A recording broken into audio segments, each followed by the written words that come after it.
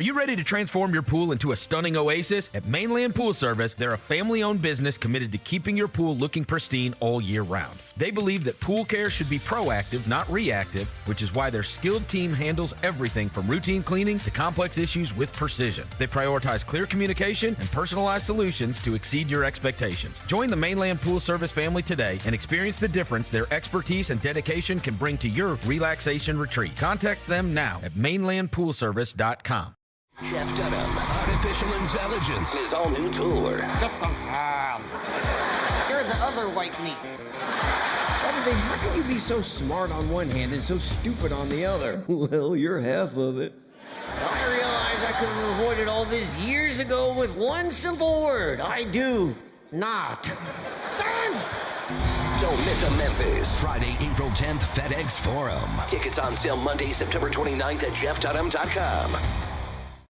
Grizzlies fans, dunks, dimes, and no-looks are great on TV, but nothing compares to catching them IRL. And that starts with buying tickets at Ticketmaster, the official ticket marketplace of the Memphis Grizzlies and the NBA. Ticketmaster gets you to the game so you can catch every highlight in person. From seeing your favorite Grizzly stars up close to hearing the squeak of the sneakers on the hardwood. Put that jersey collection to use and get tickets at Ticketmaster. There's no better brag than saying you saw it live. See you courtside, Memphis. Let's face it, there's a lot of trash talk in basketball, but the great teams let their performance do the talking. Like Ford F-150 with Pro Power on board, a class-exclusive industry-first feature that turns your truck into a mobile generator and leaves the competition speechless. Ford F-150, official truck of the Grizzlies. Greatness starts here at your Mid-South Ford dealer. Class is full-size pickups under 8,500 pounds, GVWR. Grizz Nation, Friday nights just got a whole lot better. Introducing Buckets and Brews, the ultimate way to tip off your weekend. Every Friday this season, grab a terrace-level ticket to the Grizz game and 2 12-ounce Miller Lights for just $55. Get great seats, cold brews, and Grizzlies basketball. It's everything you need to start your weekend off right. So get the deal that's too cold to hold. Go to grizzlies.com/Friday to lock in your tickets today. The world needs B2K.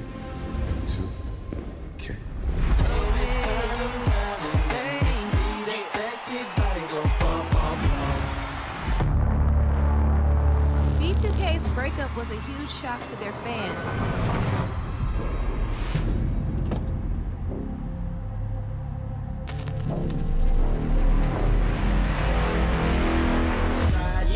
Boys for Life Tour. Kroger shoppers and Grizz fans. Want exclusive last-minute discounted ticket deals texted straight to you? Sign up with the new Kroger Buzzer Beater deal. Fans can sign up by texting Grizz to 636-479 or visit your local Kroger store in the Delta Division and scan the QR code. By signing up, you agree to receive recurring automated promotional and personalized marketing text messages from the Memphis Grizzlies. Consent is not a condition of any purchase. Message frequency varies. Message and data rates may apply. Memphis. Monday Night Raw returns with non-stop action, unmatched energy, and the superstars you love. We don't get mad, we get even. We don't go home till we beat them. This is our time, we ain't leaving.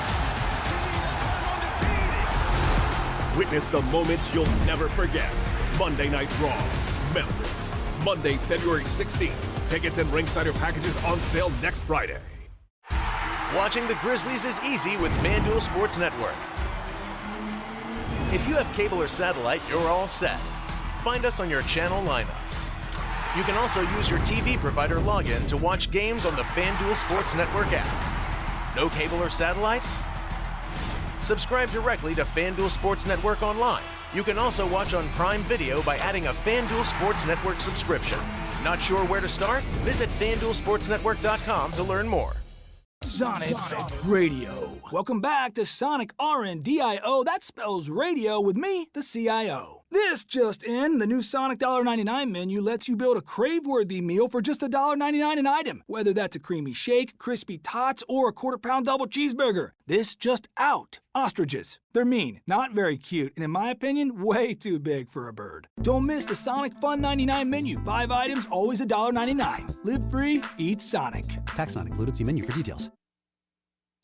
Live from downtown Memphis, this is the Chris Vernon Show on YouTube at Grind City Media and the official Grind City Media app. Now, here's your host, Chris Vernon.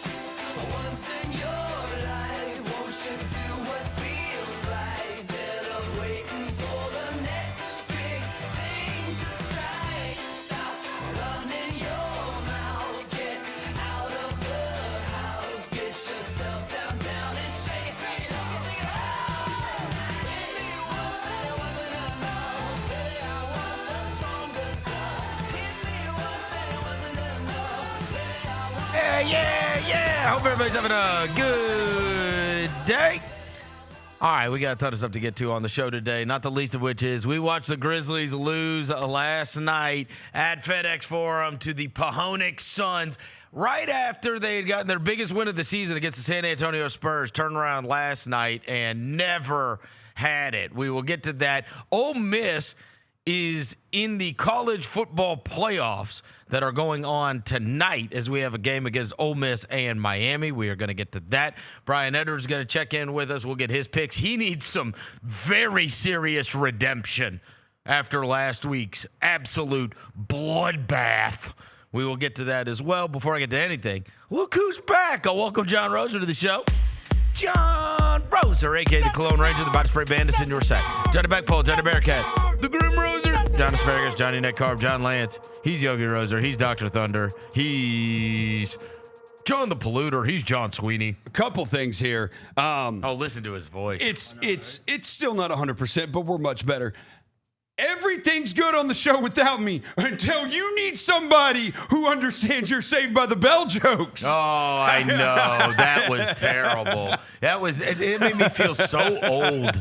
It made me feel so old. They had no idea what was going on. No clue at all. Yeah, that's like one of the most famous moments in television history. It really is. It really is. Yeah, it's like the MASH finale, the Seinfeld finale, and that. Yeah, it reminds me of this video I keep going around of these young bucks talking back to Tom Izzo. You don't understand. You're too young to understand. Devin Walker's here. He's the microphone mangler, Senor Quasadilla, Mr. Mass, Navajo Joe, the reporter, the photographer. He's Sir His. He's Walker 93. Oh, Roser, you back and you better, bro. Good to see you back, man. But yeah, we back. Yep, we back. You old. Last night was horrendous. Oh, look, he's got an Ole Miss helmet. Oh, Put let it me on. put it on. I'll put it on. Put it on. Put it on. Dude, you're not going to be able to put this on. Why not? What's wrong? It ain't going to fit your big ass head. What? Oh, he said your head's big. He said your head's big. There he goes. Oh, my gosh. Look at him. Yeah, bro. What's wrong with you? Look at him. He's got the Ole Miss helmet. Hotty toddy. Yeah. Hell yeah. Damn right. Hotty toddy, got somebody. Who the hell are we? Hey, Flip, Ole Miss by damn. Hell yeah, brother. So there are so many of my daughter's friends that were at went down to New Orleans. She's got so many friends that are from Ole Miss families, and so evidently today, like last night before I was headed to the game, she's like, "What am I supposed to wear tomorrow?" And I was like, "She's like, they said that you can wear college football stuff if you want," and they were just doing it to appease like all these Ole Miss fans that want to be able to wear Ole Miss stuff tomorrow. And she's like, "I don't have any Ole Miss stuff," and she's like, "I wouldn't wear it anyway." So I woke up this morning, she was wearing a Memphis football shirt. She knows we got a quarterback. She's wearing it to school, and I said, she's like, "We don't root for Ole Miss, do we?" And I was like, "Look, we are going to root for Ole Miss." I said, because here's the deal: most of the time, this is the way I feel. Most of the time, your feelings towards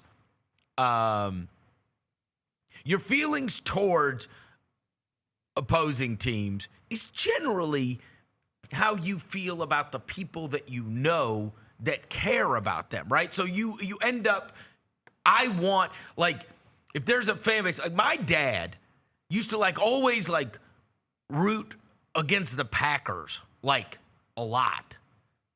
And I was like, that makes no sense to me. Right. Because, right, but yet he didn't root, he didn't mind the Giants who were in the division, and always hated the Redskins at the time, the Commanders now, and then the Eagles were kind of nonplussed. But the Packers was a thing, when I was growing up, and they were good in the 90s, whatever. Yeah, right.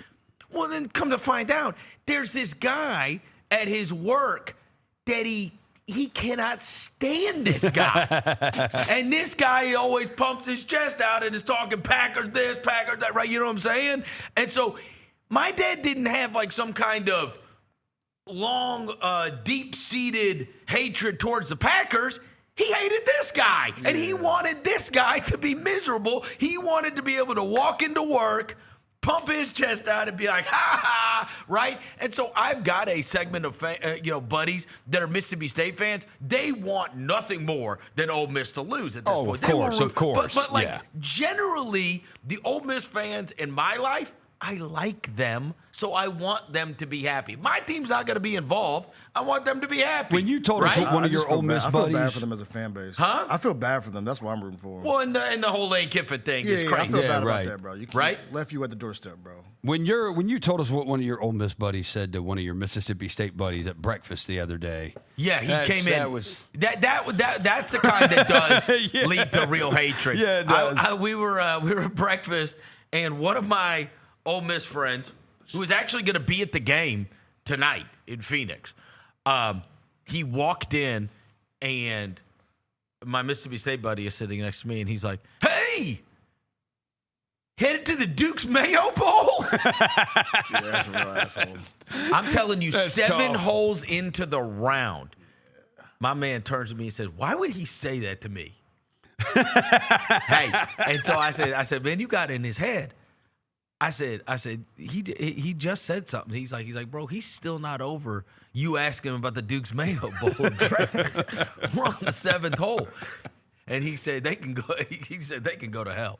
I mean, these real hatred. Mississippi State fans. It's real hatred. No, it's deeper than bro. No, it's deeper than rap. Yeah, it's deeper than rap for sure. It's Yeah, deeper than rap. You can lose your coach, you can lose your girlfriend, you can lose your baby mama. They don't care. They want you to lose. So then what's super crazy is Haley's asking me this morning, she's like, so we get to wear a college football thing, I'll wear my Memphis thing. I was like, all right. And she's like, and I know a couple of my other friends, like one of her friends is comes from an Auburn family. One of them comes from like a tennis. So like they ain't wearing Ole Miss stuff either. So she's like, I'll have some friends that aren't wearing Ole Miss stuff too, right? Because there's going to be a group that are all wearing Ole Miss stuff today. But then it gets into this thing. She's like, so their game is tomorrow night? And she's like,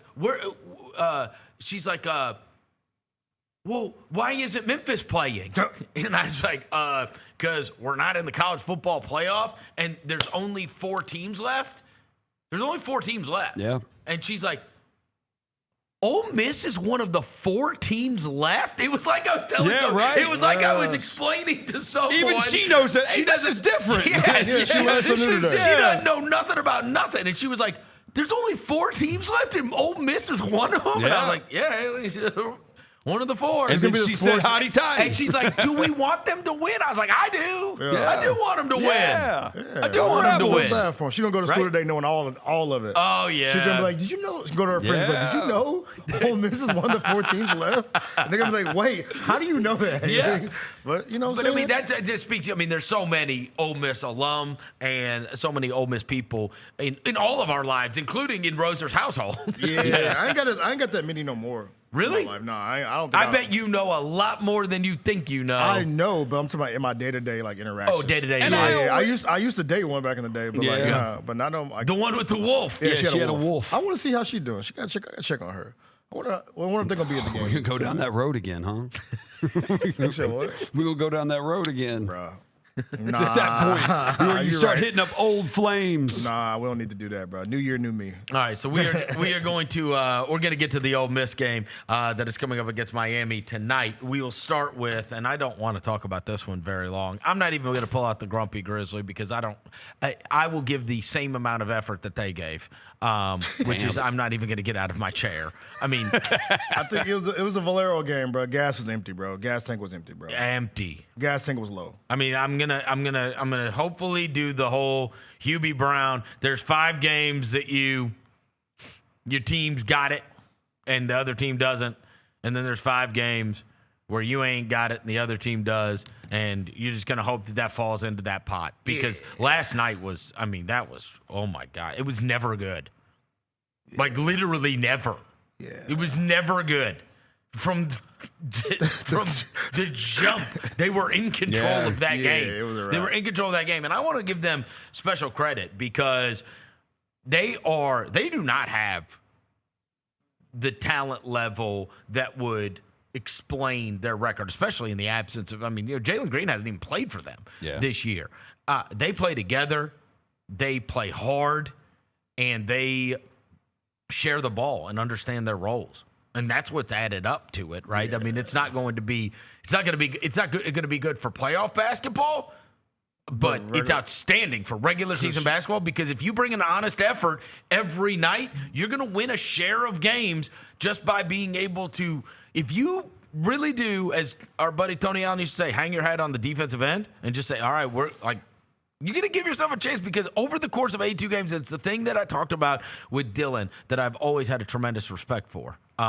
It was hilarious that he shot it like 9 times in the first 5 minutes last night. 10 in the first quarter. Hilarious. It was the ghost of girlfriend's pass last night because we had Dylan, Grayson, Jordan Goodwin, all cookers. Oh, yeah, that's right. All of them. But, like, look, there are very few guys in the NBA that care about the result every single night. There just are. Like, that it actually bothers them if they lose. And they, every night, bring it.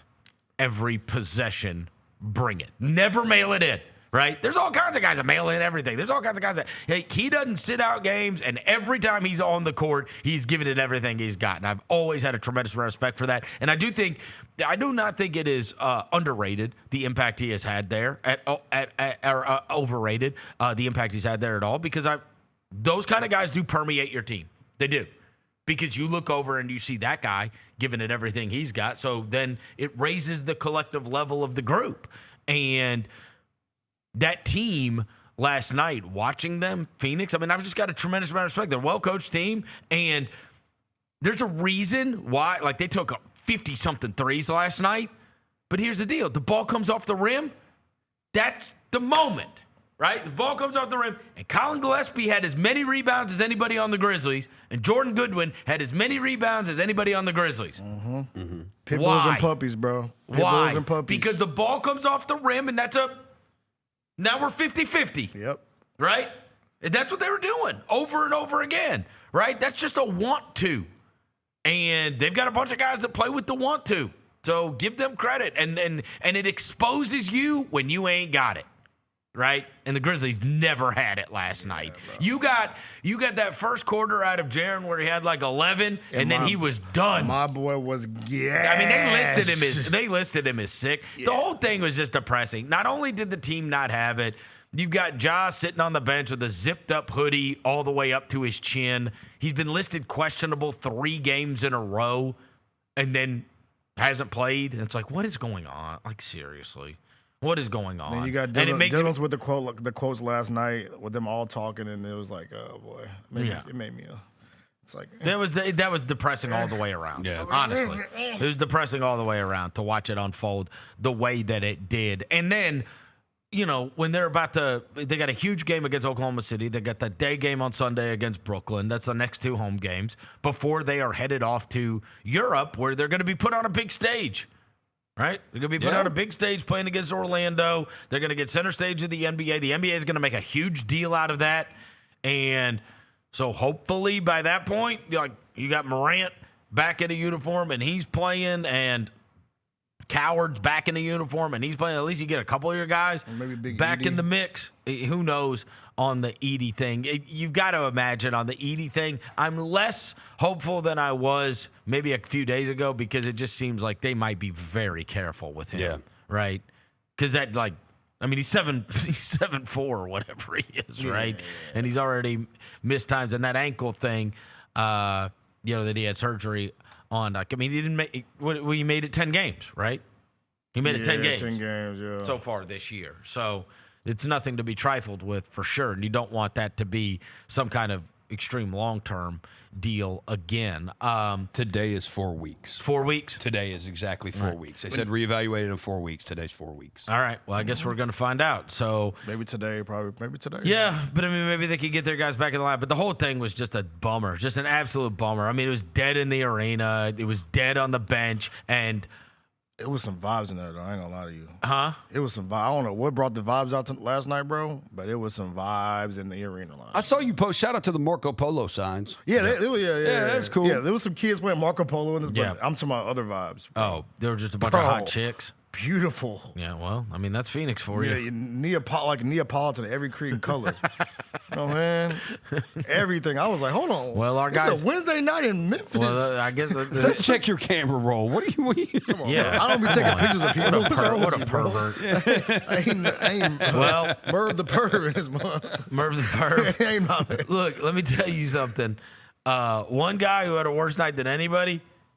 You know where I sit, so I could see them when they call timeout to go to the bench. Mm-hmm. Bro, our boy Gigi, you want to talk about catching the wrath? For real? From Tumas or just from everybody? Oh no. I know nobody ended up paying attention by the second half. Bro, there was a moment he was yelling at him, "What are you doing?" I've got something for you on that. Hey, listen. Dude, he put him in for 1 minute. What are you doing? Is crazy. No. Listen to this.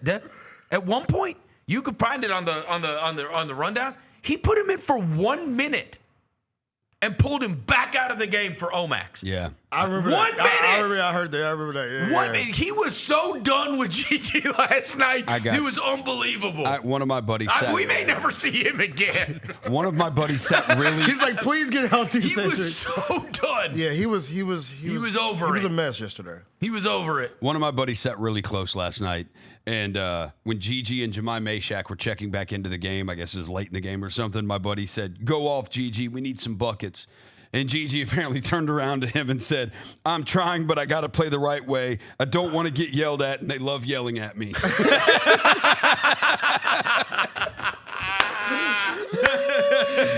don't love it. No, you just do dumb bring it stuff, on yourself, bro. Yeah, bro. Just look. Bro, you had 5 turnovers. Yeah. As a wing. It's never happened. He did one of he did the step air ball man. Oh, that joint was it wasn't even short too. It was like oh man. It was like our boy from the Ravens. This man said, "What the F are you doing?" I'm on Team Tomas on that. fair. What are you doing, bro? Yeah. That's the most like 18-year-old thing in the world. They love yelling at me. It really is. They love to yell at me. It's all right, Gigi. Keep your head up, Gigi, man. They love yelling at me. These It's are the wild. growing pains. These are the growing pains. These are the growing It pains. is the way. He's trying to figure it out. He wants to so bad. He does. Though. Yeah. He wants to like be He out told there. Roser after our hustle game, don't give up on me, guys. He told me. He saw me yesterday. He was signing autographs. He looked at me. He said, "Dev, I just need one to fall, man. I just need one to fall." I said, "Gigi, bro, we still with you, bro. Just keep hooping, keep shooting them up." And he was like, "I got you." And then so it's your fault. No, so it's your fault. That's why he went out and did the yeah. So he did the step back and then walked over. Yeah, this for you. Devin told me. He put the battery in my back. Told me time out. What the F are you doing? He said, Devin told me to. Devin told me keep shooting that mud. Devin told me to cook. We believe in you, Gigi. He said, I don't care about Devin Omax. Get in the game. We believe in you, I can't bro. watch this. I believe in you, I can't watch this. What are you doing, my guy? Bro. Oh, That is not the team concept. What, you did the Patrick Ewing? Do you practice that shot? Do you shoot that shot? I would guarantee you Gigi practices that shot. Step back, one-legged. He probably do. Gigi my probably God. practices that shot. Shout out Gigi, man. I still believe in you, Gigi. Yeah, do your thing, Gigi. Dude. Hilarious. So he had the worst night of all of them, just because he was getting strength at. And pulled. When you get pulled after 1 minute, that means you can't do anything right. Nothing when you're. Bro, he just ran up and down the court twice, and he's like, I can't watch this. I can't do this. Oh, man, get the game. Damn, Gigi. That was crazy. But yeah, that was not the night. Look, we're going to give him a pass. Yeah. Because of the San Antonio game. You get a little. We're going to put up with what that debacle was last night. You get grace because of San Antonio. I heard for sure. You get grace. We get a little gas tank game. Gas was empty. Gas was low. Yes, you get, and it's a lot of games in a short amount of time. We're gonna give you some grace on this one. It was annoying. It was annoying.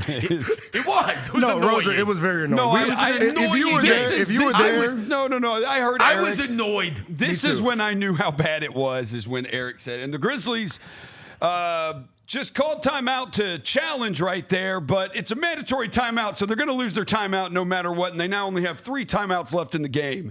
And it's like, there's like 5 minutes left in the second quarter. I was like, oh, God. Yeah, I'm just glad we got the one last 3 night. left in the game? Just glad we got the one last night, because we couldn't go into Oklahoma City on a 6-game losing streak, going into a streak of 15 in a row. Yes. Like, that couldn't be the thing. No. That couldn't be the... No. Vibes are already kind of like teetering. That's right. It's like Jenga right now. That's right. But... that one San Antonio got made me feel a little better. Well, and so you get a little grace, and it's never. I mean, when you watched it play out the way that it did, it became understandable, right? Like that was a big one the other night, but it was incredibly terrible timing. And Drew Hill asked him after the game. He was like, you talked about how everybody that puts on a uniform fights so hard and competes every night. And I was like, damn. Ill-timed. You know what I mean? He said that. He did. Literally 24 hours ago. He was so He's proud. like, did you feel like your team brought the, and he's like, okay, we're going to figure out. He's like, we got to figure out what happened tonight. He's like, I think they were a little low on energy from the tip and blah, blah, blah. Like, you have the best thing you can have say. 8 players, bro. You got 8 players. Yes. You got 8 players, bro. Right. Like, you play an NBA high-level game with 8 players. One of them sick. Yes. Like, they walk in the locker room looking around. They come out, bro. It's okay, I'm not going to lie. It's kind of funny. When they say introducing your Memphis Grizzlies. 4 of them come out. We don't even do layup lines. It's embarrassing. It's like kind of like everybody does their own We thing. don't have enough players. We got enough players to do Nobody layup can lines, rebound bro. and throw it to You the need next like guy. 8 players to do. You need 10 It players is to do layup weird. lines. And then we just run out, and then everybody just comes and grabs a ball and starts shooting whatever. And it's like, what is this? Are you playing pickup? Yeah. You know what I mean? The other team's like high-fiving and windmilling, and Wemby's kicking the ball out of the net or whatever. And we're like, hey, anybody got a ball?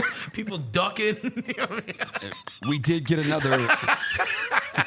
Look like there's a ragtag ass. Can we get some? Yeah, I mean, Can we get some some organization? Yeah, bro. We need more than 3 guys to run out of the tunnel, bro. We don't need fans doing the high five line. There's 3 people running out. It's Cam, Jock, and Omax. Yeah.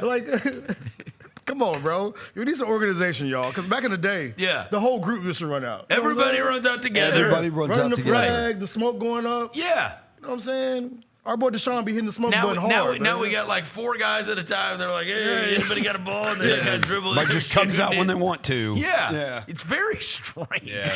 It feels disconnected. Yeah. It does. We need some camaraderie. Top, Vernon. We did get the another Javon Small to Christian Coloco lob, though. That was the one highlight. It feeds families. We did. Just like Steve Nash and Amari Stoudemire. That's back-to-back games. So feeds families. The good thing was last night I was getting a little distracted because I'm on all these NBA group texts, and the Trae Young thing took place. And for those of you that listen to this show, what day was that today? Was that Monday or whatever that we talked about it? I think it was Monday. Yeah. And I said, look, I'm no genius here, but I've been around here, I've been covering this for a long, long time. And I told you, I said, when Mark Stein puts out the player, the team, and the package being discussed with the player, that's happening. Mm-hmm. You know what I mean? Like you're already. If it gets to the point where somebody of that prominence reports something like that, and it's not speculation, like they are talking about this, then it's like, okay, it's just a matter of whether it gets to the finish line or not. Yeah. Because you've already you're already to the point where the whole thing's out there, right? And I said to you, it's either one of two things. Either that's going to take place or it's leaked so that you can canvass the area. And then somebody, in the case that of the 30 teams, somebody goes, well, hell, we'll give you more than C.J. McCollum and Corey Kispert, right? Right. Which turns out nobody would. No, nobody would. Right? I mean, no picks being involved is interesting, and I think it's been fascinating. When we originally talked about this, I told everybody what was going on here. When everybody was like, "Why would he want to go to Washington?" I'm like, "Because that's the one place he could get his money. That's why." Right? He can go there, and if they are going to sign him to an extension, at worst, he's got that $49 million thing. And the other thing is, at some point, things become untenable, and you're just, miserable where you are. And they, Atlanta was never going to give you that money. Once that's the reality of the situation, no matter how you played this out, their future, they're not building with Trae Young in mind anymore in Atlanta, regardless. So now it's, can I go ahead and start fresh somewhere else? And most importantly, can I start fresh where I'm going to be able to get that next big contract? Yeah, I feel bad for Hawks fans, though, bro. Just think about, like you had that playoff run, and then you had the player you drafted in 2022. Remember Adrian Griffin? Yep. He retired and became a pastor. John Collins was one of your pieces. He, got terrible out of nowhere. Yep. You traded for Porzingis in the summertime, who you thought was going to play with Trae. Yep. And he can't stay healthy. I know, they traded in a while. I'm like, man, I kind of feel bad for them, bro. It's because you had all the pieces to be a good team, and it's it just never came together. It never could. It's Vernon, don't do that. Do not do that.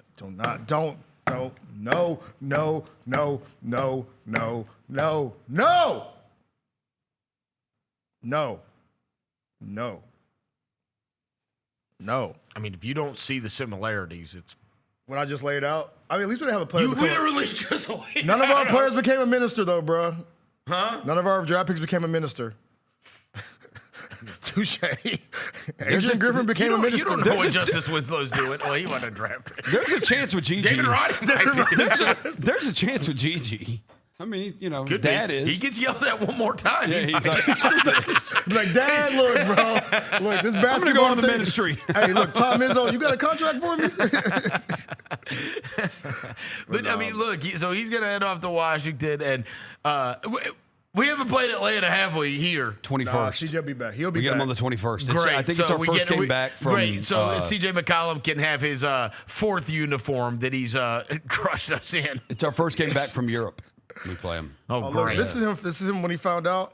Dang, he went to dapped up DC Young Fly. Dang, man. Yeah. That's so sad. The walk down the tunnel was kind of emotional. Yeah, look, great memories there. I mean, the whole. I told you that about 3 years ago, I went up to New York City and I took my kids to a Yankee game. This is when Ohtani was playing for the Angels, so we wanted to go see him. And we got on the subway to head back to Manhattan, and there was a F. Trae Young chant on the subway after the Yankee game, and it was July. That's impact. That's what I'm saying. That's a run, bro. That is impact. That's impact. You pissing off the biggest market in America. I was on a subway in July in New York City after a Yankees-Angels game, and they were chanting F. Trae Young. And my daughter says, "What are they saying?" I said, "Forget it. Don't worry about that. Don't worry about that. Earmuff it." But I mean, imagine me explaining he's a player that plays for the Atlanta Hawks. Like, basketball's not even going on. It's July. It's July. It's summertime. What are they still mad about? Bro, you made an impact, bro. And it was a couple of years ago. You took a dump on their city, bro. So then he's going to be so now he's going to be a Washington Wizard. And so it sounds like they're going to the extension was not part of the deal, but rather they're going to wait until this summer. Yeah. And then kind of figure it out. So right? you don't think he's not going to? But I mean, look, the worst case scenario for him is he's got a $49 million player option. Right. So he's going to be a long-time Wizard. You don't think he's going to be a long-time Wizard? I would not be surprised. I wouldn't be surprised. No. If he is. I mean, look, they'll sign him to an extension. I think I heard last night that you could check me on this. Is Travis Slink there? Is he like part of their deal? Because, like a lot of times you can connect the dots. Yeah, he's an executive for the Wizards and former executive for the Atlanta Hawks. No, he's the guy that drafted him. Oh, he's VP of player personnel. He's the guy that drafted Trae in Atlanta. Yeah, a lot of times you will find this to be true, where you will see there will be some kind of connection there. And the other guy that's running them, he was a Presti guy. Okay. But Schlenk was the GM in Atlanta when they pulled off that deal. And he was a Golden State guy originally, wasn't he? Yes. Yeah, he was a Golden State guy. Yeah. He was a Golden State in Yep. He was assistant general manager of the Warriors. They traded the 3 pick to Dallas for the 5 pick and a first. Think about how crazy this is. And the third pick was Luka. Okay. Think about how crazy this is. I was thinking about this last night when Trae got traded. Mm-hmm. Jaren Jackson Jr. is the only one left. That's on his team from of that 5. It was DeAndre Ayton, Marvin Bagley, Luka, Jaren, Trae.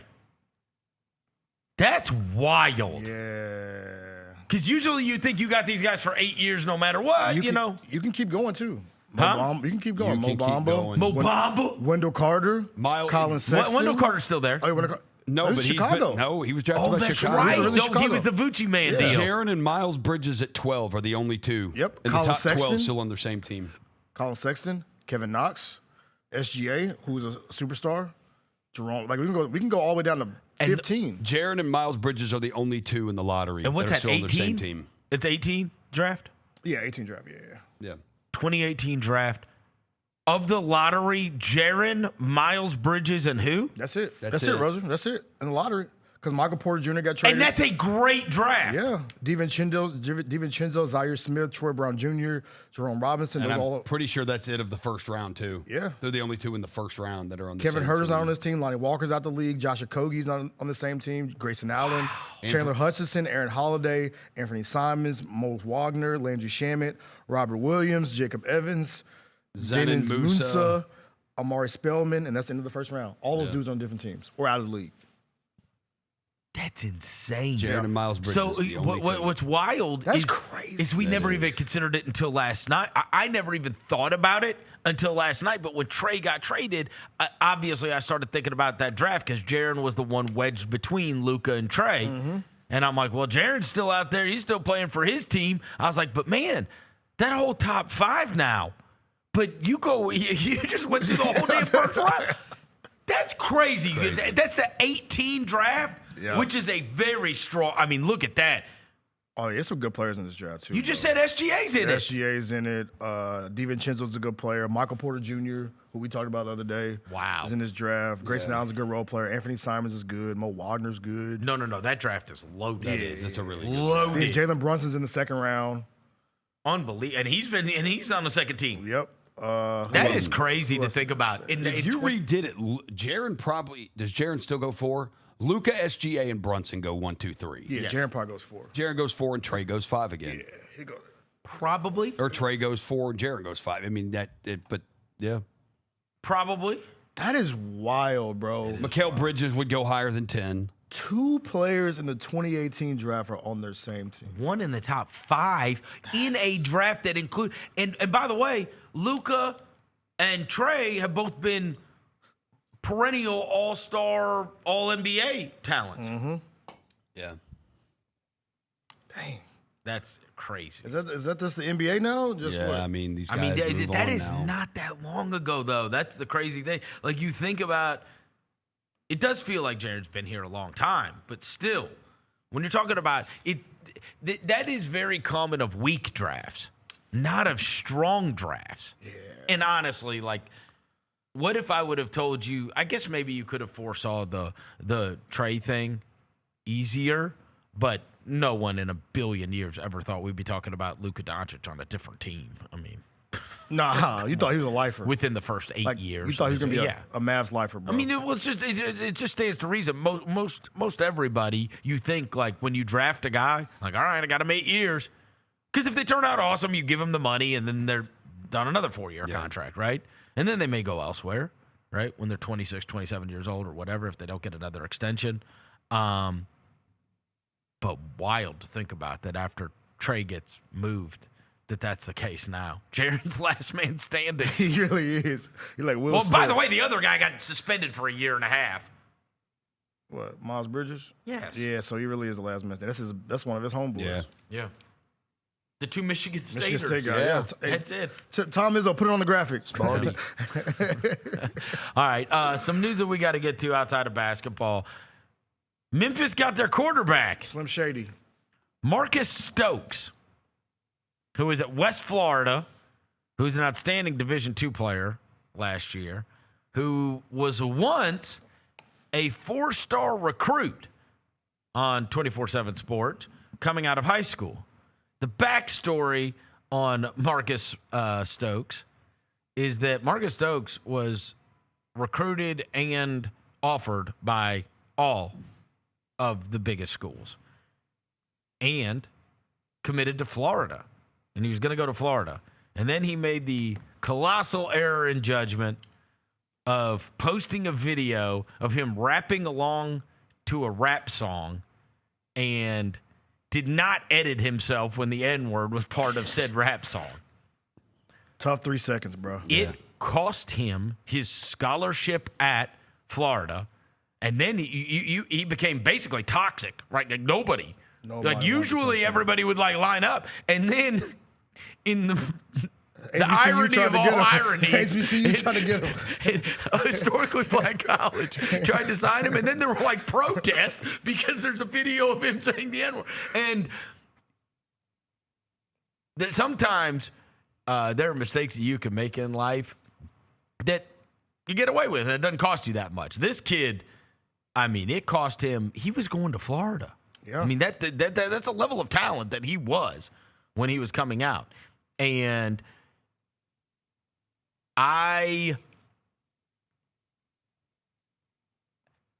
here's the deal. You know what? Devin's better to talk about this than me on this level. What happened? Is it fair? I don't want to speak out of turn here. Oh, boy. Is it fair to say that when you see a kid that did something like that, right? Let's forget that he's coming to Memphis, right? So we don't have to do like Homer roll, right? Yeah. Right? My opinion, like seeing the story and then knowing the way it was, which is a high school kid that's listening to a rap song that says this and then whatever, right? How do I say this? There are some times where someone could say the N-word and you would make a grand character judgment on that person. You'd say that guy is a colossal racist. For sure. And there are other times where when I perused his Instagram, I look at him and go, I don't know if there's anybody less racist than Marcus Stokes. We got white chocolate here, baby. White chocolate coming to the hill, man. I don't look look at his past and go, "Oh wow, this right." You know what I mean? It would be different. Right. This isn't like some country bumpkin that he ain't hard has just iron. been around it and he ain't hard iron. No, he's a kid that didn't edit himself when he's listening to rap music. And honestly, when you go through it, he's much more on the Eminem side of things. For sure. Let's just say. That's it. He was Jason Williams, Eminem. Yes. Yeah, he one of them. Jaylon, play the video if people don't know his highlights. But now, Oh, not that video. No, I ain't seen that video, too. Don't play that video. Hey, Jeezy got him in trouble. Don't do that. Don't do that, bro. Don't do that. Jeezy got him in trouble. But I think it's even more funny that he's coming to a city that's one of the blackest cities in America. Oh yeah. And Charles Huff knew it. Like he knows. Like come on, bro. He played with a little sauce, bro. Look at that boy. He got a little sauce to him. There are some people that will never forgive you for a mistake that you made when you're a high school kid. When you're a high school kid, we'll forgive you for it. Just don't let it happen again. Well, when I read the story, and it's like, there is a big difference in a guy.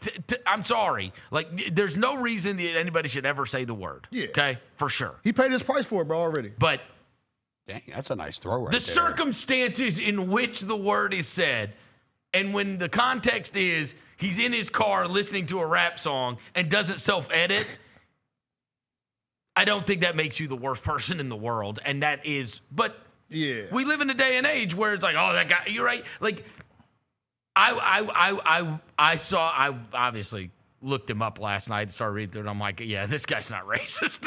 Yeah, this guy, he ain't racist. Like I said, I just hope that situation. White boy with motion. He a white boy with motion for sure. I just hope he learned from that situation and yeah, bro. That's you're not allowed to say you it. can't be out here like you might be down with the brothers, but you ain't a brother. You're not allowed to say My bad. Yeah, you've taken it incredibly too far. Yeah, you're not a brother, but like you said, he a high school kid. He paid the consequences, right, for what he did. And he learned from it. Hopefully he learned from it. Like I said, I think it's just so funny. He's coming to the blackest city, one of the blackest cities in America. And that's one of the things in his past. Do you think it's funny when white people have to self-edit? Because like when you're like, no. I'm saying like when it's in the clubs or whatever. You know what I'm saying? You constantly have to watch yourself if you like that music. Yeah, for you sure. just do. You do. There is a discipline, as someone who's a rap fan, there's a discipline to that, of which Marcus Stokes did not have. At 17 years old, he didn't have said discipline. Yeah, he didn't have. But you got to be like, you know what I mean? You can't just rap every lyric. No, it's a Lil Dicky song. It's a Lil Dicky song when it come on in the function. You know that song, Freaky Friday? With him and Chris Brown? Bro, I'd be like, when it... I look around when it get to that part. I'd be like, hope you don't want to say the N-word. I'm like, hold on now. You can't say. You know what I'm saying? But no, look, I just hope he learn from it. We rocking with what's his name, Stokes. Marcus Stokes. We're rocking with, he also too. If you just blind, we talk about blind. Like if you put Marcus Stokes on something, it sounds like a brother. It does. Marcus Stokes, like when you send me Marcus Stokes as our quarterback, I was like, oh, yeah. I mean, then I clicked this page. I was like, oh, okay. I'm unsure that he realizes that. I don't think he. I'm unsure that he knows he is. Yeah, he's white guy. He's kind of like Jake LaRavia. He's like Jake LaRavia, but like with more sauce. Bro. It's like B-Rad a little bit. I told you he gonna show up with his hat cocked to the side. He doesn't understand. Like, what do you mean? I'm just who I am. But Stokes, I'm gonna tell you this though, bro. When you come to Memphis, like I said, I hope you learned from it. But I hope you don't get caught up because there's some sisters in the city. They're going to see you. Oh, yeah. They're going to try to look. We all know how it goes, bro. You come to Memphis, Josh Jackson, he reminds me of that dude from the Ravens fan video y'all sent. 12 inches. Reminds me of that guy. Girl, you so thick. What's that guy say? Is that like what's Cassidy Campbell or something? He's an outrage. Reminds me of that guy. Wears a Ravens jersey that says 12 inches. You got white and black. You got the two colors. Crazy. But no, bro, when you come to the city, Stokes, look, it's going to be some sisters that see you, Stokes. Yeah. Hey, stay locked in, bro. We got a job to get done. I don't want you to leave Memphis in a year. You got a couple baby mamas. This kid, if we're all joking aside, this kid was ranked like incredibly high. I went back and looked at the 23 class. The number one quarterback in that class was Arch Manning. Number 2 was Nico. Number 3 was Dante Moore. I mean, these are, you know all these names. Yeah. Number 4 was Jackson Arnold. 5 was Malachi Nelson, another one that just went all the wrong way. Jaden Rashada, another one that's gone the wrong way. Who was Malachi Nelson? Which one was Malachi Nelson was the one that was at Boise, right? That's and right. Then, that's right. Yeah. But prior to, went to USC and then transferred to Boise. That's and right. Then, the Jaden Rashada thing went all wrong, too. Yeah. That was like Arizona State and Georgia and Sac State ended up out there, whatever. Anyways, you can go down the list, and there's a bunch. Avery Johnson, the kid that was at Kansas State was 9. He was in that class. Eli Holstein, who is at Pitt. Alabama and now is at Pitt. Yeah. Yep. He was 12. Kenny Minchie, who just recently left Notre Dame to go to Kentucky. He was 14. Sam Levitt, who was 18 in that class. May end up a Vol. Well, and I forgot this. Levitt was Michigan State and then went to Arizona State and played for Kenny D there and now is leaving there to go elsewhere. Marcel Reed, your guy, Dev. Yeah, from Nashville. He was 20th. Okay. In that class. You go down, and then you keep scrolling down. Stokes is 26th. Yeah. He was 26th in that class from Ponte Verde Beach, and he's Florida. And he's a dual threat, too, which we love. We just had a dual threat last year. He can be fun to watch. Well, and here's a couple guys that were, like, lower than him. 34 was Lenore Sellers. 35 was Austin Simmons. Rose is just your guy. Yeah. Ole Miss, and now he is headed to Missouri. Yep, he is headed to Missouri. Try to see if there's any other names on here that you would be. That Anthony Colandrea, who was the one that was at UNLV last year and was Mountain West Player of the Year. He was what was he? He was low. He was 45. So, I mean, this kid was like, you know what I mean? Like, this is a really good quarterback class. The point is, this was a really, really, really good quarterback class that's got a bunch of names that you have an awareness of, and he was considered a 4-star kid in that class. Man. So, and then obviously performed very well at West Florida. So, we talked about, like, that was the linchpin, right? Finding a quarterback. And so, we'll see. He was a finalist. He also brought another one from Southern Miss. Oh, he brought one of his guys from Southern Miss? He did. Yeah, okay. Just for like Huff insurance. He brought another one from Southern Miss, and I think they're going to add another one too. Yeah. Right? You know, I mean, they're going to fill out the quarterback room and get a competition going. Yeah, but if you get the one of the finalists for the D2 Heisman, you got to, you would think he's the one that's going to You would think that that's the one that you went to, and especially when the kids got, basically 2 years to play. Yeah. You would imagine. So they were able to get their quarterback, and he has got the swag. There's no way around it. Look, we need him on the show, bro. We need him on the show. Oh, for sure. Marcus Stokes. We need Marcus They may Stokes. not allow him to talk. We'll find out. I don't know.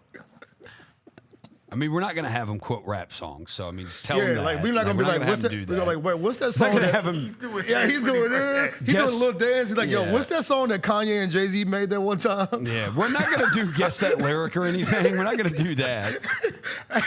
When they went to Europe, what was that song called? Stokes, what was that song called? Oh my God. Yeah, we ain't guessing the lyric or anything. Man. We're not doing that. Hopefully, like I said, hopefully you learn from it.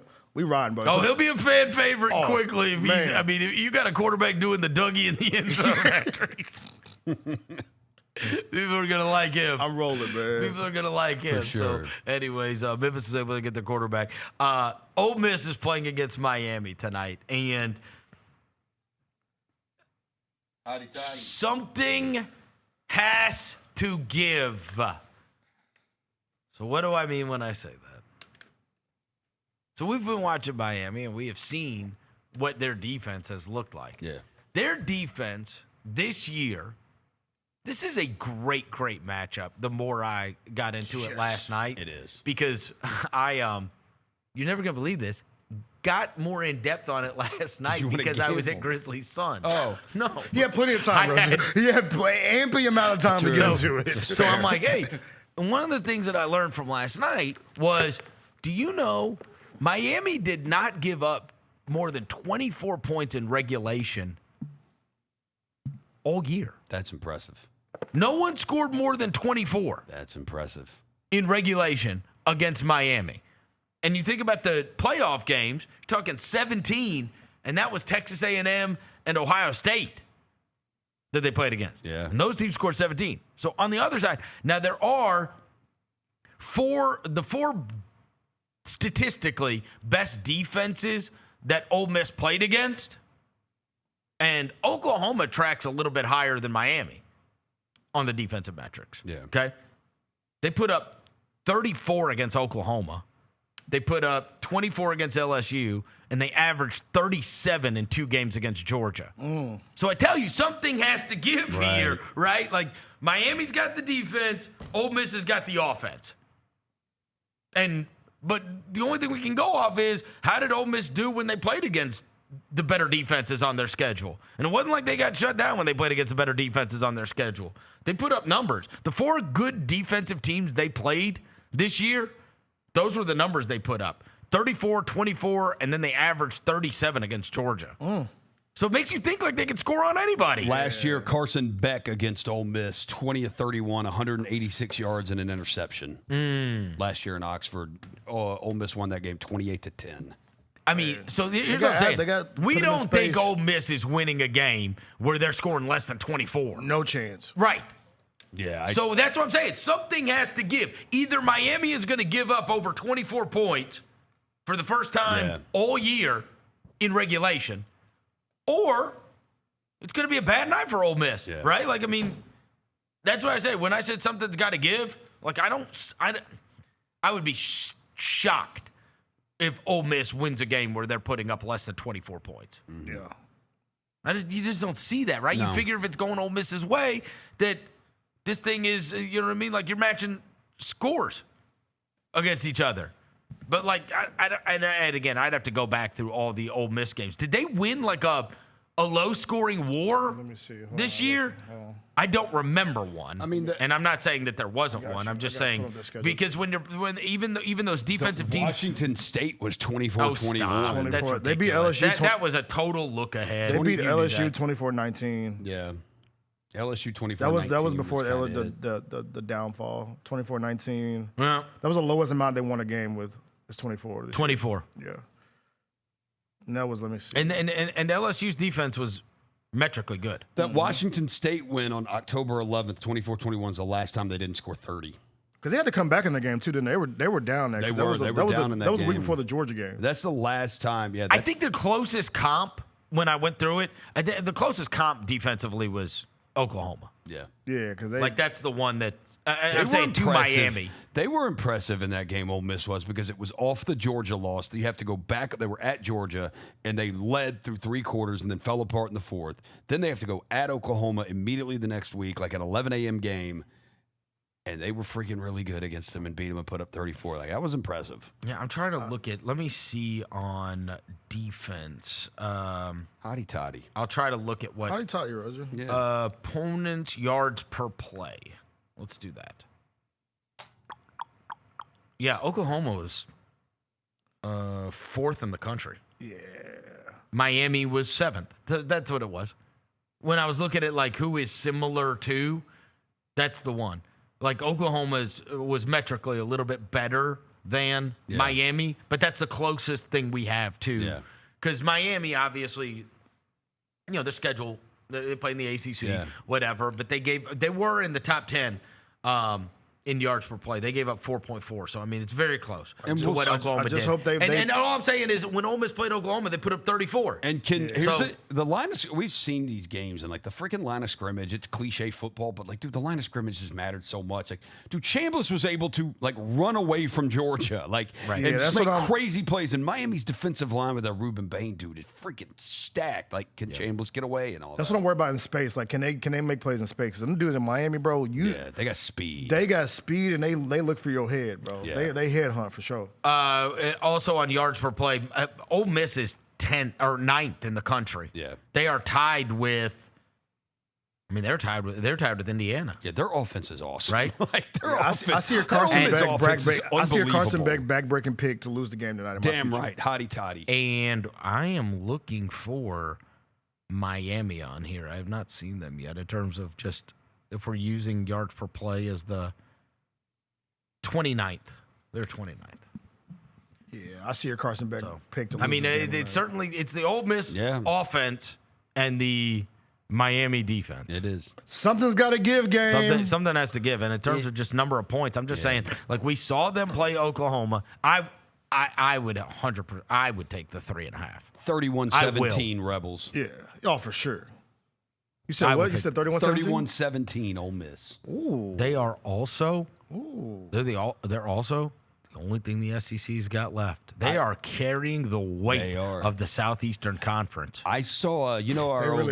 It matters more. It matters more. They tell us. Our old buddy. Even though they like the rest of the SEC like family is not rooting for them. Well, not all of them. Not all. Like of Mississippi them. State's not rooting for them. Like, do you think they're rooting for them? I think so. I think a lot of people this feel point. bad about the Kiffin thing. Yeah. There's You a lot of people relate that hate to Lane a Kiffin. fan base. There's even LSU fans who hate Lane Kiffin over all this. Well, and honestly, and honestly, it just depends on who the people in your life are that like Ole Miss. Yeah. I tend to like and care about the people in my life. Generally, there are certainly I know annoying Ole Miss fans. Right. We all do. Everybody does. We all do. Right. You live in Memphis, Tennessee. You know annoying Ole Miss fans. Yes, but there's also a big group of them that I quite like. That I would like for them to be happy. Yeah. You know what I mean? And so I think it just depends on, like, when you say, are you rooting? It just depends. How annoying is the guy you work with? If he's super annoying, then you want to see, you can't wait for him to walk into work. You know what I mean? Like, and You that's want the way Steve to come to work on Friday. That's the way it goes. Or next week because he's probably at the game. That's the way it goes. I told you there's an old lady that lives right by me, Miss Aileen, and Miss Aileen, like one Sunday morning, I was out walking Charlie, and she pulls up in her car next to me, and she's decked out in this like houndstooth thing, and I was like, oh, she's like, you headed to church? She's like, I can't wait to see these Tennessee fans. This is after Alabama beat Tennessee. Amazing. And she was headed to church. Yep. See? She couldn't wait to see the Tennessee fans. Get on their ass. So it just depends. That's tough. So it depends. If the Ole Miss fan that you work with or you're friends with is now like chest out talking down to you, now you want to see them fall. Screw you, bro. You want You ain't them never to been lose. there before. Screw Right. you. Right. Yeah. I feel that. So the Alabama fans in our chat are saying they're not going to root for Ole Miss tonight. They're not. Yeah. And why do Ole Miss and Alabama have beef? I don't. What That's what I'm they saying. got I beef wonder about? if like we said, like they're carrying the weight of the SEC tonight. But how many of the SEC like other fan bases are rooting for them? Because you know how deep rooted like the SEC fan bases are. Yeah, and so they don't want them to win. Yeah, you know what I'm saying? Like it might be some of that. There's some of that. There is. But I think for us, like I said, for us, it's like, all right, we know Ole Miss people. You feel bad for the situation, so it's like you want to see them. Yeah. They're the closest SEC school to Memphis, too. Well, and you also relate. They're the closest one You to us. also relate as a Memphis fan. Like, the Ole Miss fans that I know, they don't hate Memphis. Yeah. They were there for game day. Yeah. You know what I'm saying? Most of them are Memphis fans. I know. Like when That's their second team. Yeah, when Ole Miss You know is what I not mean? playing, they root for Memphis. Type. Yeah. I think that's, you know what I mean? Like that. I know a lot of Ole Miss fans that go to Memphis games, like if Ole Miss is off or whatever, right? Or that like want Memphis to do well. Yeah. It's not a hatred, really. That's there. The Tennessee fans for sure are going to root for Ole Miss. Tennessee fans think that Memphis is like they look down. They're like, why are you even there? Yes. But They look down on you. But Tennessee fans are rooting for Ole Miss because it's the United and Kiffin hate.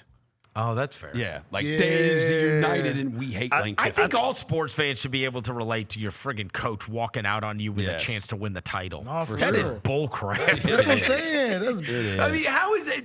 Surely everybody can unite in the.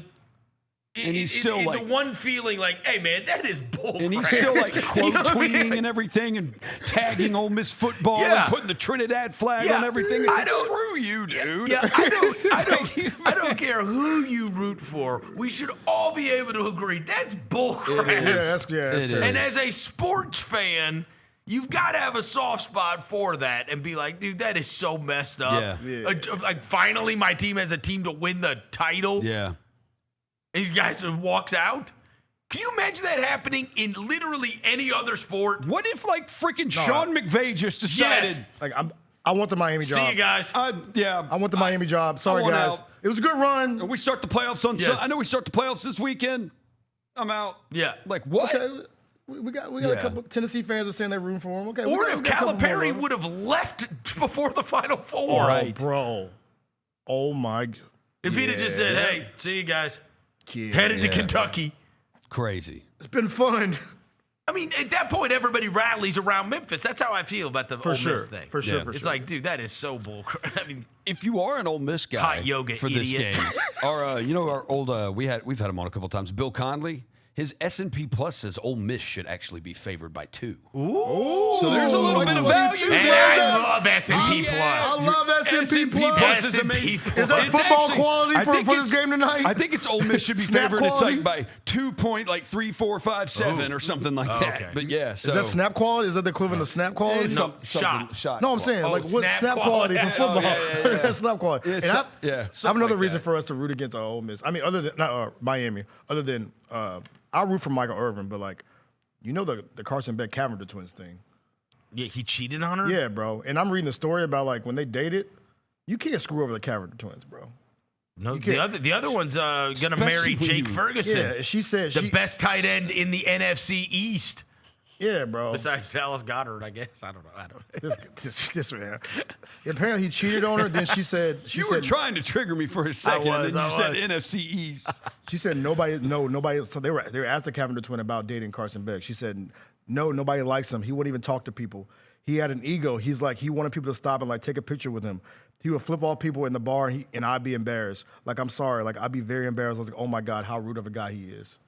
You can't screw over the Cavinder twins, bro. All right, so we hate him. We hate Carson Beck. All right. Yeah. Okay. Open your eyes, Carson Beck.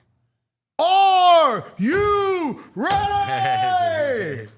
There you go. Yeah. So we're gonna root for Ole Miss tonight. Yeah, go Hopefully Rebels. they win. It'd be cool to see them in the national It would championship. be awesome. That would be really cool. For sure. Cool Don't to give see Lane, that. like Lane. Don't let Lane get the ring either. Yeah. Does he think he deserves And then the he's ring? gonna hold back more coaches probably.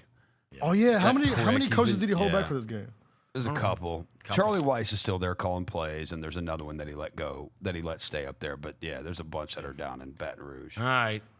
So we're all gonna be Ole Miss tonight. sure. So I'll fully expect Brian Edwards to come on and pick Miami and us to feel great about it. If he picks Ole Miss, we're gonna be like, no. We're gonna be like, oh my gosh, don't do that. Or he was so bad last week. Oh my God, he was kissing that death. he's due. It's due. You said he was over 6 last week? Dude, I think he was 0 for 7. Like, it was bad. I texted him, and I never got a response about it. That's how bad it was. Is he alive? I was like, bro. Is he alive? You are due for a redemption week, and I don't think I ever got a response. But here's the thing: should we just fade Edwards no matter? So are we really on the line? Because if we're gonna fade Edwards because he's just on he's on tilt right now. Yeah. We gotta hope he picks Miami. Yeah, we need him to pick Miami. We gotta hope he picks Miami. Yeah, we do. That's our only chance. He's a Florida. He's anti-Florida State. Yeah, no, He but hates he's a Miami. Florida guy. He also hates he Miami. hates too. Miami also. Shoot. All right, we'll see what he does when we come back. All right, Brian Edwards is gonna join us on the other side. Chris Vernon Show. It's gonna be food.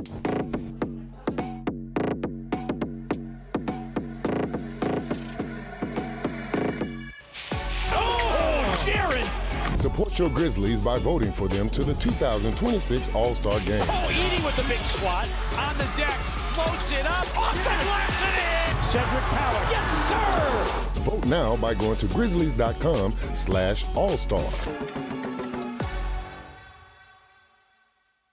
Kroger shoppers and Grizz fans. Want exclusive last-minute discounted ticket deals texted straight to you? Sign up with the new Kroger Buzzer Beater deal. Fans can sign up by texting Grizz to 636-479 or visit your local Kroger store in the Delta Division and scan the QR code. By signing up, you agree to receive recurring automated promotional and personalized marketing text messages from the Memphis Grizzlies. Consent is not a condition of any purchase. Message frequency varies. Message and data rates may apply. Thanks for showing up, Memphis. Nothing compares to catching your Grizzlies IRL. And that all starts with buying tickets at Ticketmaster, the official ticket marketplace of the Memphis Grizzlies and the NBA. Ticketmaster gets you to the game so you can catch every highlight. Put that jersey collection to use for the next game and get Grizzlies tickets at Ticketmaster. Whether they're here at FedEx Forum or on the road, Ticketmaster's got your back when it comes to scoring tickets. And there's no better brag than saying you saw it live.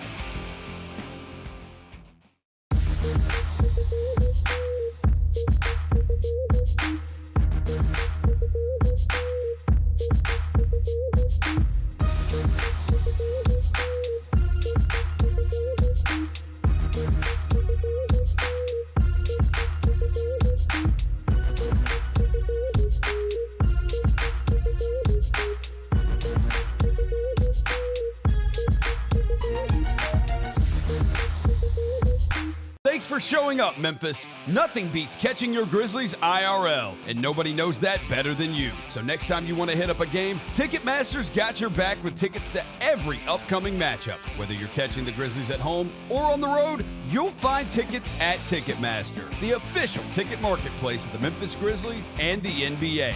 Keep putting that jersey collection to use and get Grizzlies tickets today. There's no better brag than saying you saw it live. See you courtside again soon, Memphis. Watching the Grizzlies is easy with FanDuel Sports Network. If you have cable or satellite, you're all set. Find us on your channel lineup. You can also use your TV provider login to watch games on the FanDuel Sports Network app. No cable or satellite? Subscribe directly to FanDuel Sports Network online. You can also watch on Prime Video by adding a FanDuel Sports Network subscription. Not sure where to start? Visit FanDuelSportsNetwork.com to learn more. The only thing better than Saturday Night Hoops is when it comes with an exclusive Grizz hoodie. Every Saturday this season, $60 gets you a Grizzlies ticket and a limited edition Grizzlies hoodie. 4 different hoodie designs dropping across 4 Saturday games. Not sold anywhere else. Don't miss your shot to collect all 4 designs. Grab your tickets and gear up now at grizzlies.com/Saturday. The heaviest metal credit card of all time. Rumored to be one of only 18 in existence. Plated with the very same tungsten that forged the International Space Station. And wielded at business dinners like a samurai sword. It's a classic corporate power move. But the real power move? Having end-to-end visibility on your most critical shipments. FedEx, the new power move. Now that's the new edition way. I feel like there's another level we can take it to. What you think, Mike? 2 steps ahead of you, Slick. What's good, bro? What you doing, man? I'm in. Woman, you don't even know what I'm getting ready to ask you. Here's the vision. All 3 of us on the same stage every night. Gonna be crazy. No barriers, no separation. It'll be like 9 kings and a queen. The next level starts now. Grizz Nation gets set for tip-off 1 hour before every Grizzlies home game with the warm-up show. Get the latest news, notes, and analysis live from courtside at FedEx Forum. Who's going to be the tougher team that rebounds and prevents second-chance opportunities? Join me, Lang Whitaker, along with Michael Wallace, Jessica Benson, and other personalities from Grind City Media, Memphis, and around the NBA. 1 hour before every home game, live at Grind City Media on X, YouTube, and the official Grind City Media mobile app. Welcome back to the Chris Vernon Show on YouTube at Grind City Media and the official Grind City Media app. Now, back to your host, Chris Vernon.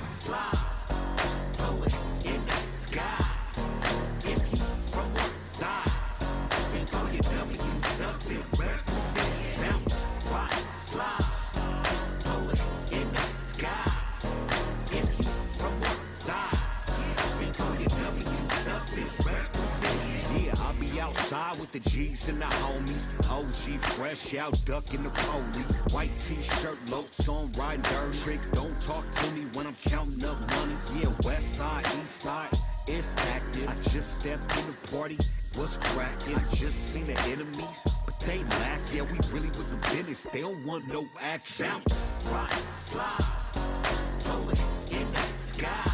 All right, we're back. Chris Vernon Show. Every week, we're joined by Brian Edwards. We'll be joined by him here in a second. I do want to remind you, Grizzlies fans, you can defend your home court from pests with Terminex before cockroaches, spiders, and mice show up. Terminex it with your pest-free 365 plus year-round protection plan. Visit Terminex.com today and enter the code SAVE50 at checkout to save $50. Terms apply. Go Grizzlies. Brian Edwards from VegasInsider.com joins us all football season long. There's only a few games left. He joins us now. Brian! Verno, Happy New Year. We're nervous. About the Rebels? We're just nervous who you're going to pick. Oh, yeah. I was Fade City. My apologies. Hopefully your listeners faded me because an absolute. That was a rough go. That was a rough go last week, huh? And so now we're nervous. We're waiting who you're gonna say, and then we're gonna decide whether or not we're happy about your pick or not. Okay. All right. I'm going with Ole Miss.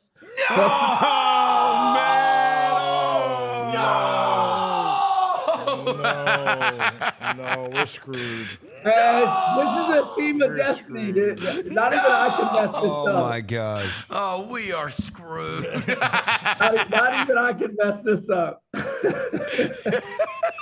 Trinidad Chambliss is jinx proof. Jinx proof. All He's right. jinx proof. Well, that'll be a hell of a clip if you're wrong. All right.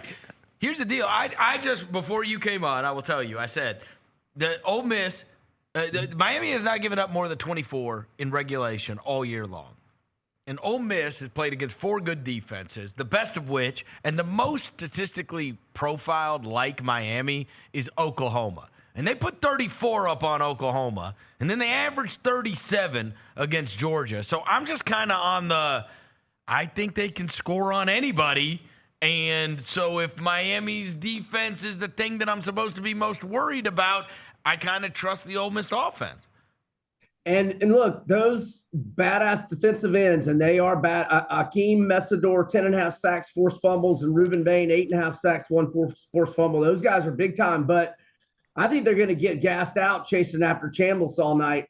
His elusiveness, I think, will be the key. And like you just said, I just think Ole Miss can score on everybody. And look, I know Carson Beck hasn't really needed to do anything. He's needed to take care of the ball, and he's done that. He hasn't thrown any interceptions, but he's only thrown for 103 and 138 passing yards. And they're going to – now, Ole Miss's defense can be had, though. Mm-hmm. I think. Now, I was going to say there's kind of a way to hedge it, and you might hit both. And I was going to say Mark Fletcher over 88.5 rushing yards, but I noticed that FanDuel's moved it to 96.5 since like yesterday afternoon. I still think he probably goes over it because that's their game plan, is they're going to want to run the ball. So, and maybe you hit both, but I was going to say do Fletcher for less, but then it moved to 96.5, and I'm like, oh, man. I don't know about that because he had 173, I think, against A&M, and I know he had 90 and change last week. I don't think it was over 96. What's the Chambliss rushing total? 23.5, but you got to understand, sacks go into that as well. But I mean, even if he does get sacked, I think he's going to be getting pressure, and so therefore taking off a lot more than he normally does. Mm-hmm. And Ole Miss's offense is not like straight drop back. Right. I mean, they move him out. They put him on the move. Yeah. And he makes plays on the move. And he gets rid of it quickly. Yeah. So I think it's going to be Ole Miss's type of, pace and game. But I mean, I'm not saying Miami can't score with them because look, Florida went up and down the field on Ole Miss's defense, and her offense sucked. Right. No, it's just a matter of, do you think this is going to be a low scoring game? And if you think it's going to be low scoring, then that favors Miami. If you think the score is going to get up there, then it favors Ole Miss. And I kind of think the latter. Correlated side and total. Yeah, if you like Ole Miss, you like the over. I mean, I'm not saying get involved in both, but if Miami wins, it'll go under, and if Ole Miss wins, it'll go over. Is my thought process. I think that's totally fair. All right, we're on the same page. I don't know if that's good or bad. I honestly. What are the team totals? Huh? What are the team totals? Like I said, the last time Ole Miss didn't score 30 was the Washington State game. So that was back in like early October. Yeah, that was a long time ago. Okay, here I actually took in one of the ones I did, I took the prop of Ole Miss over 350 yards. I added that in on the whatever. The Ole Miss is 24.5 is their total. So we just said no one has scored more than 24 in regulation against Miami. Yeah. And LSU scored at least 30, except LSU and Washington State. Mm-hmm. Yep. All right. Yep. All right. We're all on Ole Miss. You got anything for Indiana, Ohio State? Yeah, Indiana. And I made myself go to the chalkboard figuratively and write 100,000 times I'll never fade Signetti ever again. Oh, my God. Ever. So obviously, I'm taking him. I think you'd be patient and wait for a clean 3, unless you can already buy it at like minus 125 juice. Because I don't know what's the difference between 3.5 or 4. You push on 4 if it goes back to 4. But I mean, he's been a single-digit favorite 8 times. He's 7-1 against the spread. They didn't even play that good in Oregon. Remember, they were up by 7 early fourth quarter, and Mendoza threw the pick 6 to Finney. By the way, the Oregon freshman corner, who's unbelievable. He had a pick 6, and then that ties it, and then they answer with a 12-play, 75-yard drive. They chew up more than 6 minutes of clock, and then 2 plays later, they intercept Dante Moore for the second time, chew up 4 minutes of clock, and get a 22-yard chip shot field goal to win by double digits. That was on the road.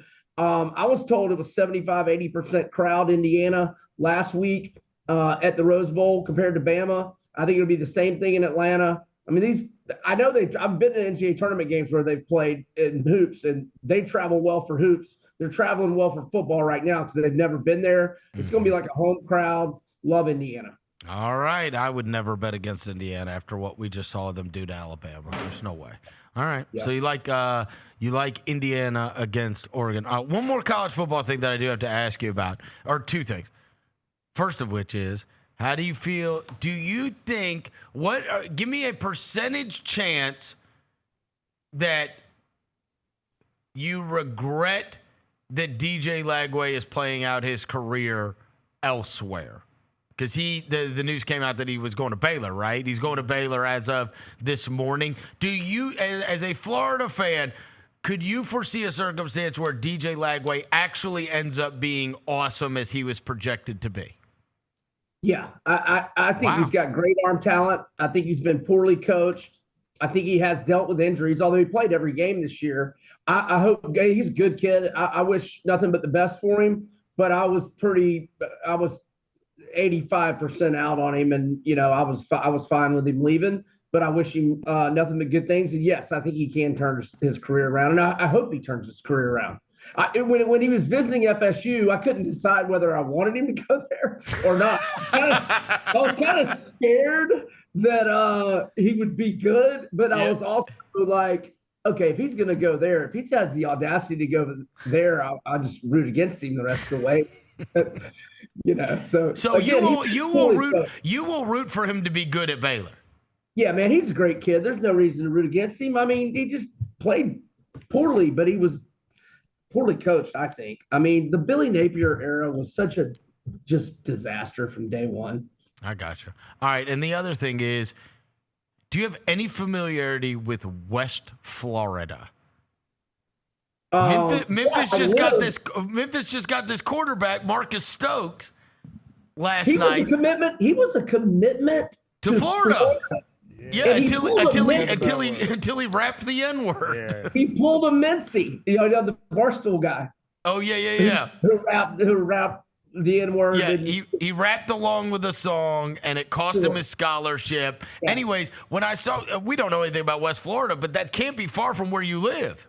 It's like it's Pensacola. I mean, I'd probably make it to campus an hour 15 or so. I think their mascot's the Argonauts. They are. And I think they've been pretty good, haven't they? Yeah. And he was great in Division II. Great. Yeah. I tell you this, Trinidad Chambliss did a world for Division II. No, really did. You know what I mean? Hey, also in college, I've got the championship hypothetical lines, if you haven't heard them. Indiana's got to be favored against anybody at this point, right? 5.5 to Miami, 7.5 to Indiana. Oregon. Or to Ole Miss, you mean? I'm sorry, yeah. Indiana 7.5 to Ole Miss. My bad. And then Oregon minus 3.5 to Ole Miss, and Oregon minus 2.5 to Miami. Wow. So Oregon Miami is actually the best game, closest line. Yep. Wow. Yep. And I don't think either of those teams are going to win. No. No, I don't either. Wait, so Miami is favored though tonight. So if Miami does win and Indiana wins their game, of which they are favored to do, what'd you say the Indiana-Miami line would be? 5.5, but if Indiana crushes and Miami wins a close game, I could see it being at least 7. Couldn't you? Yeah, easy. Yeah, that. Well, I don't know. That might be why. If you think that's going to be the matchup, yeah, I would jump on that now.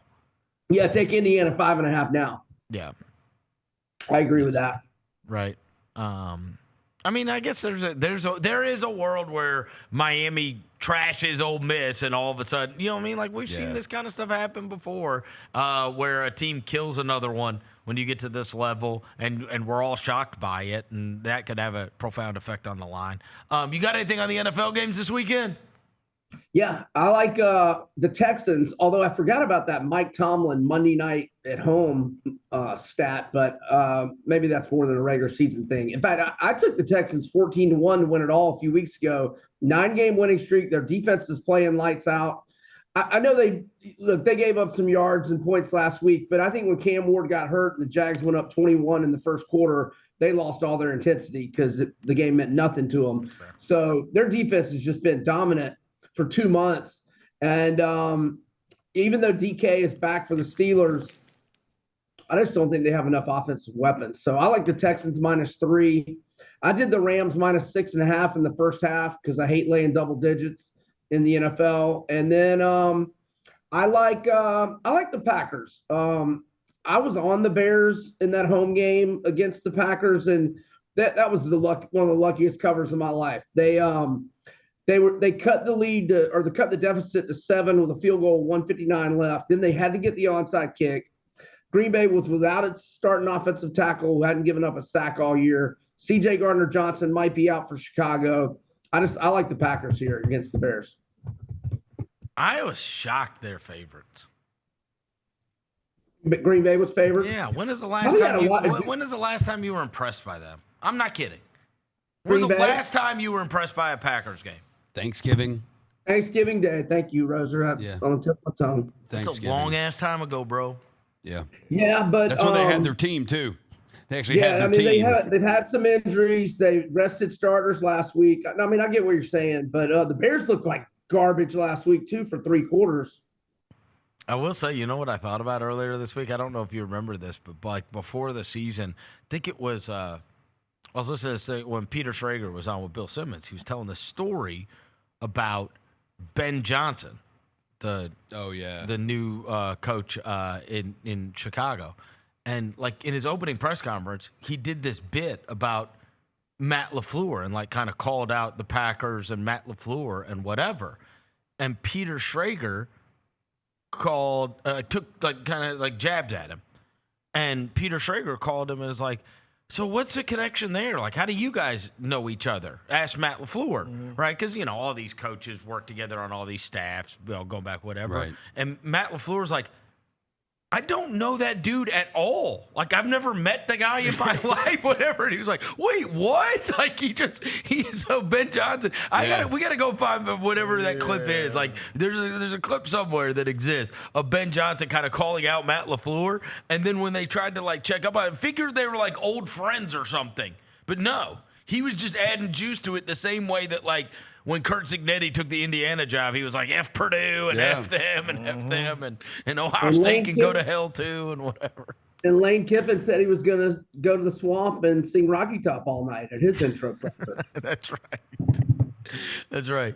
But yeah, Ben Johnson, I thought about that when I saw that the Bears are playing against the Packers this weekend, because that's how that all started. Because, you know, the Bears had not beaten the Packers. Like, Aaron Rodgers was like 100-0 against them or something. Yeah. Oh, God. He didn't lose in Chicago for a decade, wasn't it? It was literally a decade. So what do you think about my Hawks, the Trae trade? I mean, look, if you're not signing him to an extension, and they weren't going to sign. The die was cast in the offseason when they decided.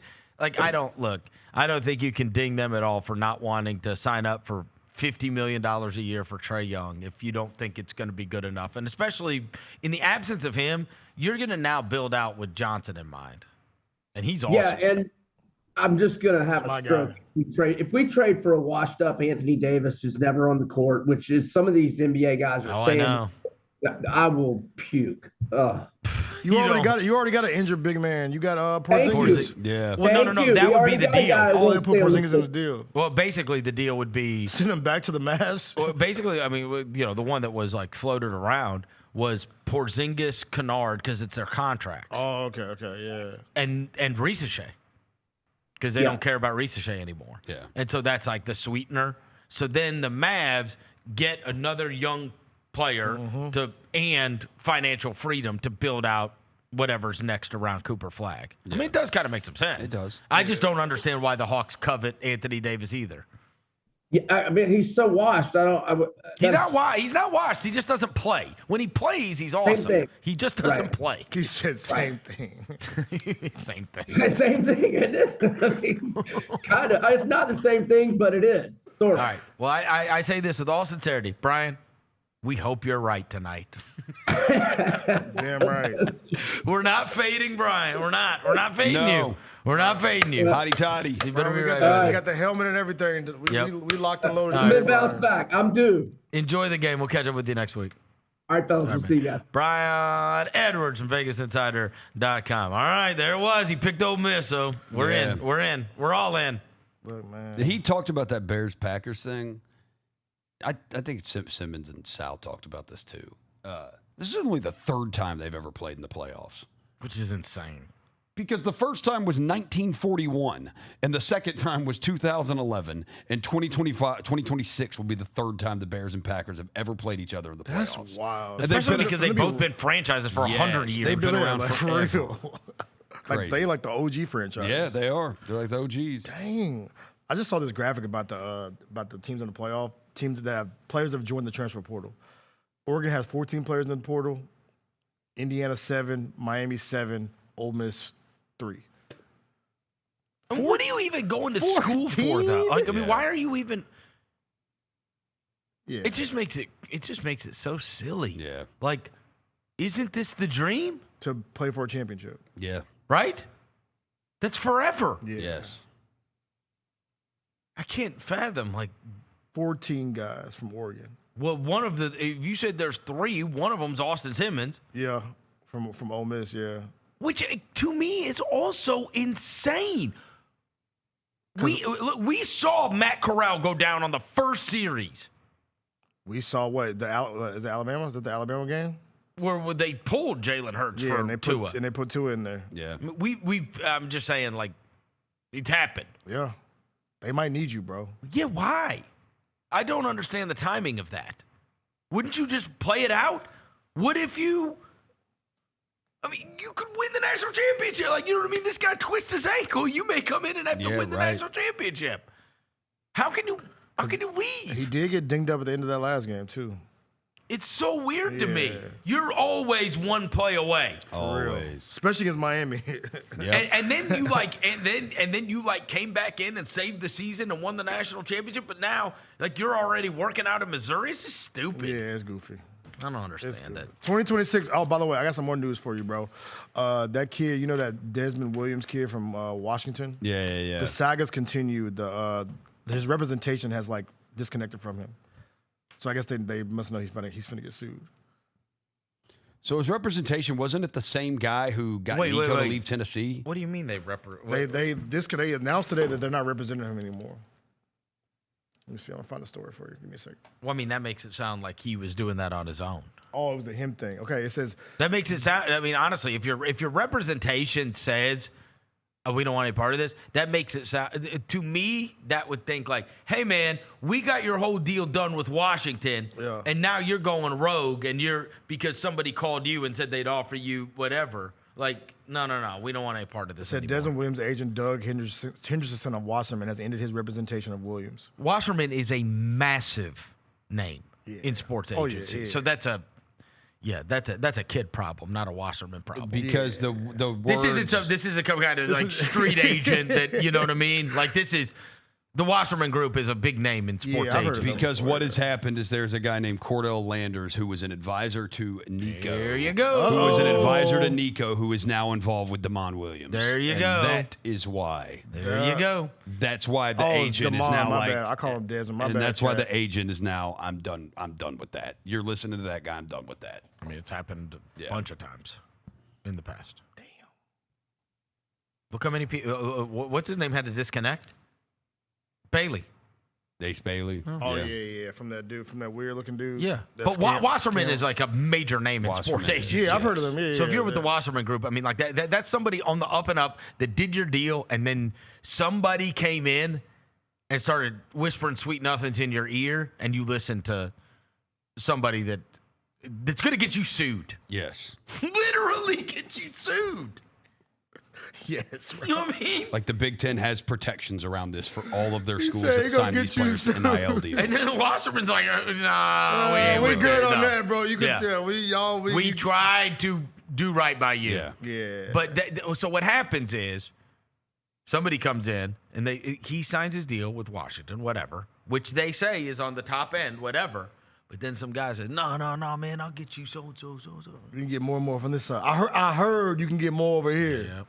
Oh, I already talked to. I saw know what that kid got at Texas Tech. I already talked to so. They said, all right, and then they pit you against the agency, which is actually working in your best interest because they have a reputation and they have like a, you know what I mean? Like they can't.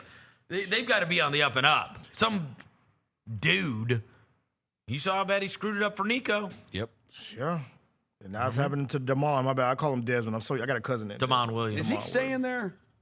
Who? Nico. UCLA? Yeah. Okay, he is. He is staying there. Yeah, bro. Where else are you going to go? Free Harmon University. Back to Tennessee. LinkedIn University. Nope. To do what? Huh? Tennessee to do what? Tennessee does need a quarterback if they're not going to get Levitt. Oh, because Aguilar's gone, huh? Yeah. But they may get they might get the Levitt kid. Levitt? Really? If LSU don't get him? He's visiting there. I or he loved him in did. Arizona State. I loved that team with him and Scatterboo. Yes. And they got good receivers, too. Yeah. Yeah, I think LSU also, he was at LSU. But Well, that was the thing the other night, that him and Lane sitting together. yeah, right? he was at Tennessee yesterday. Okay. He visited Tennessee yesterday. Bro, I don't know if this is real, Vernon. I hope it is just for tonight's visual. So Yahoo Sports, I hate when websites do this now. The cheapest ticket and that pisses me off because stuff should be affordable. It's like $50. Yeah, it says the lowest ticket in college football history is $51 to get into the game tonight. An Ole Miss blog or some quote tweet and said, Ole Miss brought 35,000 people. Don't blame us. There are 35,000 Ole Miss fans. That does not shock me. No, it doesn't. Yeah, That don't shock me at all. 35K? It's Phoenix, bro. Actually, great place to go. It is a great place to go. Great place to go. Yeah. We also have direct flights out of here, out of Little Rock and Nashville. Hold on. The people I know that went took direct from Little Rock. there was they drove to Little Rock. Oh, okay. There's Last a lot night of Ole when Miss I fans was- that drove to Little Rock to take the flights because it's too damn expensive to fly out of Memphis. There was a guy last night when I was picking up food. Last night there was a guy at the bar wearing an Ole Miss thing, and I overheard him telling somebody that they were flying out this morning. It's once in a lifetime, bro. Yeah. It really is. When are you ever gonna get to do this again? Yeah, right. That's what Joyce said. Joyce said, there's two ways I'm thinking about this. I'll either be there for the first one or it will never happen again. When will I ever get to do this again? Exactly. I'm willing to bet that Indiana, this will not be the last time. Probably as long not. as that dude's but there. but the As long as fans that that are dude's there, they're like, I want to be there for the first time we yes. do it. Yeah. Indiana winning when the would damn you ever Rose get to Bowl. do it? I mean, God, if I'd have known the way things would have played out, I would have gone to the 1995 Super Bowl. Man. It's tough. It's tough. I didn't know. Okay. 30 years later. Your owner was on CBS News last night flying a helicopter onto the practice field or whatever with him. And talking about his goal is to win one more before he passes away. Yeah. That's what he said his goal is. Cool. Yeah. His goal in life is to retire as the owner who's won the most Super Bowls. Okay, I'm done. He got 3 more to go. Robert Kraft got 6.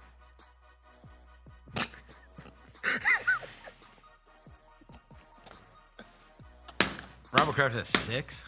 Oh, yeah. Robert Kraft got 6. Yeah, You ain't that's a getting lot. 3 before. No. Yeah. Before That's he not happening. Before he kicks the bucket. him and Vince McMahon.